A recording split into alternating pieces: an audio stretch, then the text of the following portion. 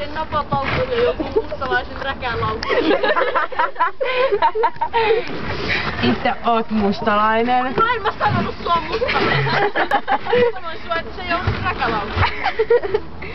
Meidän äiti myys mustalaisille. Ai jaa. Tai siis teidän äiti. Mä sanon meidän äitille. Niin, mutta mä oonkin jo mustalainen. Jeri. Niin. Senkin pönttöpää. Ruma nenä. No itseäs on. Ei oo. On. Sulla on nätimpi kuin sulla. No ei varmaan oo. No mun äiti on kivempi kuin sun äiti. Sulla on tommonen rillipää. No niin. Sulla on kyllä joku juttu sun näppylä kuulessa. No on itelläkin kaksi.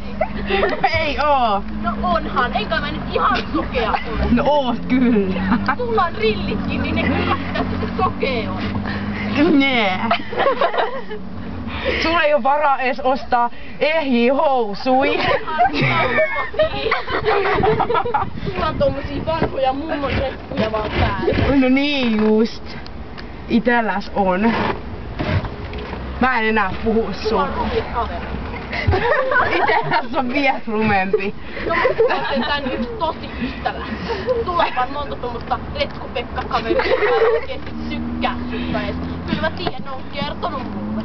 Ai jaa. Ne luuleeko sä, että toi sun yksi kaveri tykkää susta? No joo.